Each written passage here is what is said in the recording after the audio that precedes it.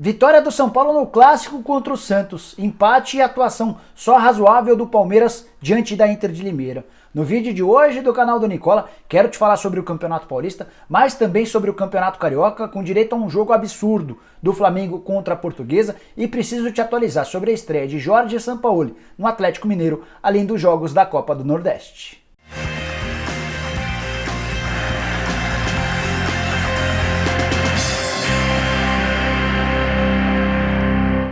Fala aí pessoal, sou o Jorge Nicola, bem-vindo a mais um vídeo do canal. E antes de deixar as minhas opiniões, impressões e informações sobre os jogos desse sábado, queria pedir para você que ainda não se inscreveu no canal do Nicola para apertar esse botãozinho vermelho de inscreva-se, aproveita e aperta o sininho para ser notificado toda vez que fizer vídeo novo ou live. Estamos quase chegando em 700 mil inscritos, quero contar com a sua ajuda para alcançar esse número. E para começar, preciso te atualizar sobre a Copa do Nordeste, com vários jogos nesse sábado. Vitória do Bahia por 2-0 contra o América em Natal, vitória do Fortaleza por 3-0 contra o Náutico em Pernambuco, vitória do CRB fora de casa contra o Confiança e vitória do ABC contra o Imperatriz, também fora de casa por 4-3. 4 jogos no sábado e 4 vitórias dos visitantes. Resultados que garantiram matematicamente, com uma rodada de antecedência, as classificações de Bahia e Fortaleza para a próxima fase. O Fortaleza é o líder do Grupo A com 14 pontos, fruto de 4 vitórias, 2 empates e 1 derrota. Mesma pontuação do Bahia,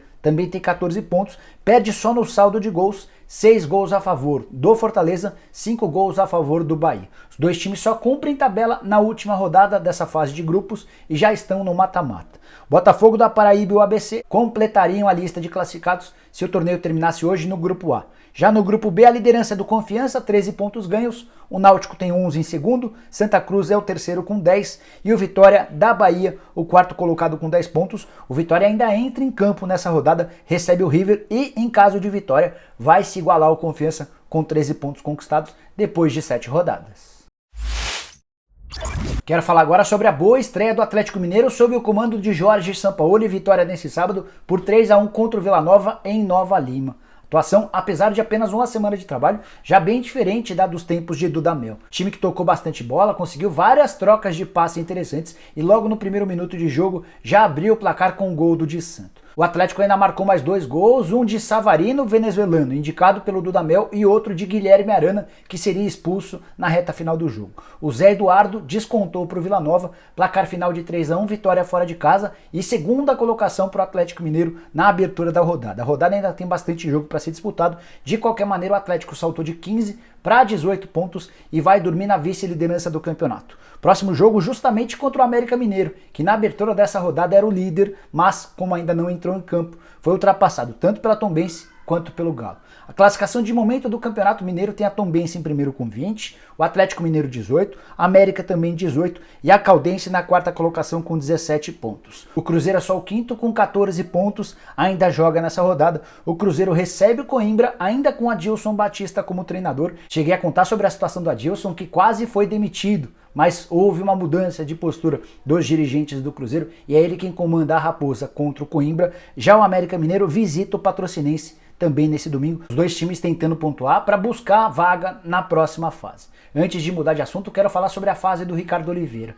Vale lembrar que o Ricardo Oliveira havia sido pedido na temporada passada pelo Sampaoli enquanto ele dirigia o Santos. Então era natural até que o Ricardo tivesse oportunidades e pudesse deslanchar sob o comando do argentino agora no Galo. Mas o Ricardo desperdiçou uma grande chance de melhorar nessa atual temporada ao perder um pênalti no jogo contra o Vila Nova. Tem só um golzinho marcado, jogador extremamente experiente, de currículo extremamente vencedor, mas que em 2020 definitivamente não vive uma boa fase.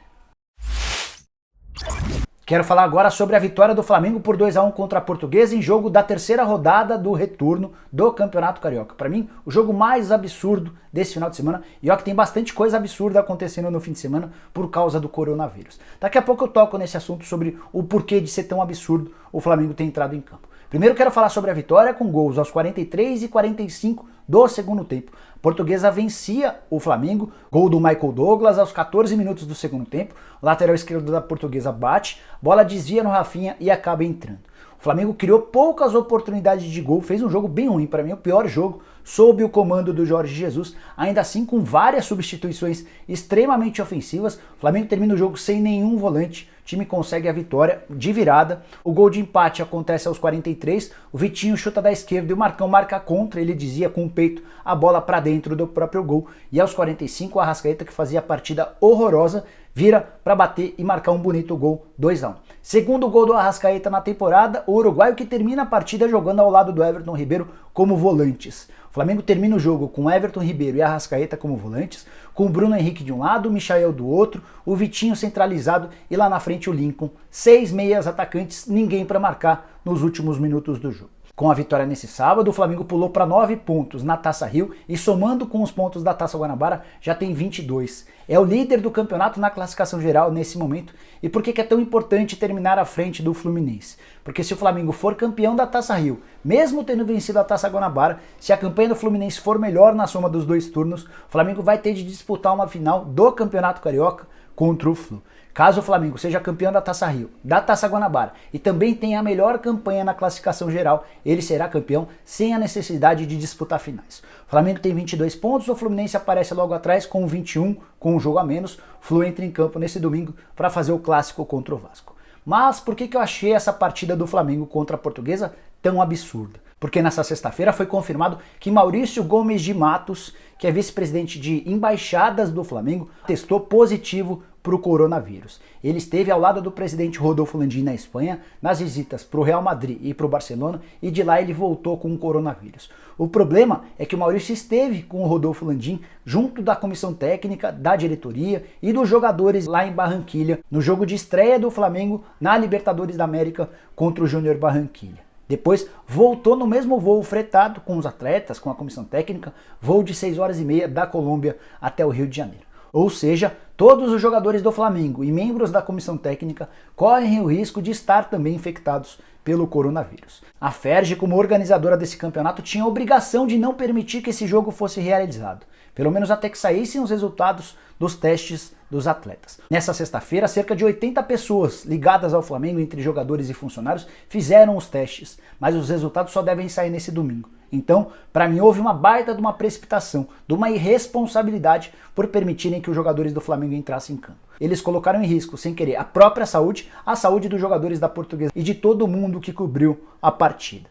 Na Inglaterra, aconteceu um caso recente e parecido com o Arsenal. Havia possibilidade de algum jogador do Arsenal, ou de vários jogadores, estarem infectados com o vírus, e eles enfrentariam o Manchester City no 13º dia depois do contato com uma pessoa que tinha o coronavírus. A Federação Inglesa decidiu não realizar a partida e pouco tempo depois descobriu-se que o Arteta, o técnico do Arsenal, havia testado positivo para o coronavírus. Vou torcer muito para que os exames que saem nesse domingo não apontem nada em relação aos jogadores do Flamengo, mas a Ferge mandou muito mal nesse assunto, uma baita irresponsabilidade, e o Jorge Jesus deixou muito claro, depois da partida, numa entrevista emocionada em que ele conta que já perdeu um amigo em Portugal por conta do coronavírus, que foi difícil jogar por conta dessa preocupação dele e dos atletas em relação à saúde do pessoal do Flamengo. Para fechar, quero falar sobre o Campeonato Paulista, começando com o empate em 0-0 do Palmeiras contra a Inter de Limeira em Limeira. Outro absurdo da rodada, jogo com realização de portões abertos no interior de São Paulo. A Federação Paulista determinou que os jogos na capitais tivessem portões fechados e os jogos no interior com portões abertos, como se o coronavírus ficasse restrito à capital e não pudesse atingir as pessoas no interior. Expectativa de 20 mil pessoas no Major Levi Sobrinho para assistir ao Palmeiras e à Inter de Limeira. Jogo fraco, jogo de muita disputa física, de muita vontade, mas de pouca técnica. É bem verdade que o Palmeiras desperdiçou inúmeras oportunidades. Mais uma vez, o quarteto ofensivo montado pelo Luxemburgo não funcionou, não deu conta do recado. No segundo tempo, o Luxa mexe bastante. Troca os 2 volantes, tirando o Bruno Henrique e o Ramires e colocando o Patrick de Paula e o Zé Rafael. Pouco depois ele ainda tira o Luiz Adriano para colocar o Lucas Lima, para ter mais qualidade no passe. O Palmeiras desperdiça várias oportunidades no segundo tempo, joga com um a mais durante a maior parte da etapa final, mas ainda assim não consegue sair do zero. E com esse 0-0, o Palmeiras se mantém na segunda colocação do grupo, tem os mesmos 19 pontos do Santo André, que joga nessa rodada, joga nesse domingo. Ele visita o Mirassol em Mirassol. Se o Santo André vencer, vai a 22 pontos e abre 3 pontos em relação ao Palmeiras. A vantagem para o torcedor alviverde que o Novo Horizontino, que é o terceiro colocado desse grupo, já jogou e só empatou. Então, a classificação de momento do grupo B tem o Santo André em primeiro com 19 pontos, 4 gols de saldo, mas com 6 vitórias contra 5 do Palmeiras, que também tem 19 pontos. A terceira colocação é do Novo Horizontino com 16 pontos e o Botafogo é o último colocado desse grupo, time que estaria rebaixado se o campeonato terminasse hoje com apenas 8 pontos.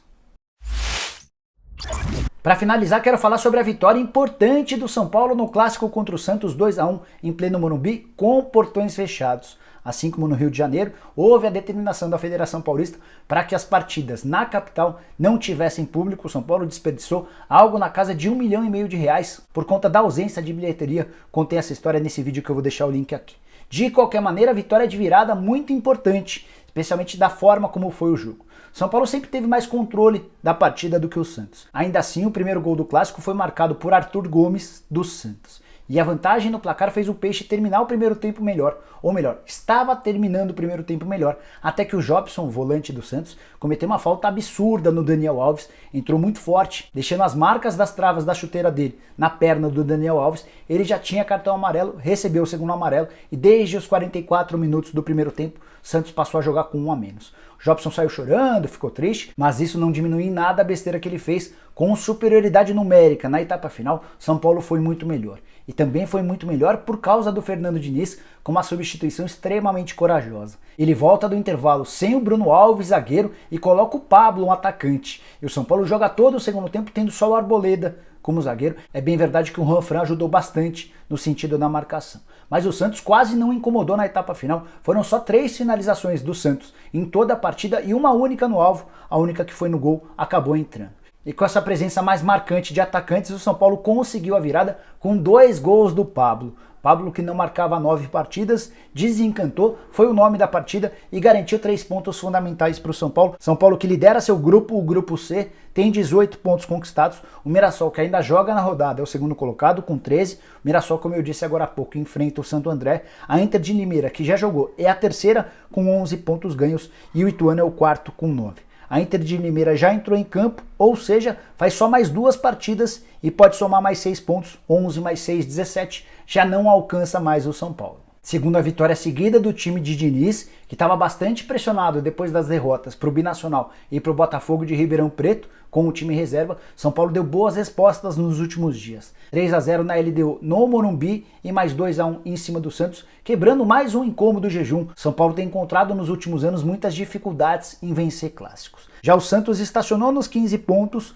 são 4 vitórias, 3 empates e 3 derrotas, ainda assim é líder do grupo A. A segunda colocação é do Oeste, que também já jogou na rodada e tem 10 pontos. Olha que curioso, o Oeste era o lanterna, era o pior time do campeonato até o início dessa rodada. Como venceu, pulou para 10 pontos e saiu da última colocação para a segunda posição do seu grupo e hoje estaria classificado. O Água Santa é o terceiro, com 10 pontos, também já jogou na rodada. E a Ponte Preta é a lanterna do Campeonato Paulista e também do Grupo A, com 7 pontos conquistados. Joga na segunda-feira contra o Guarani, em jogo que fecha a rodada.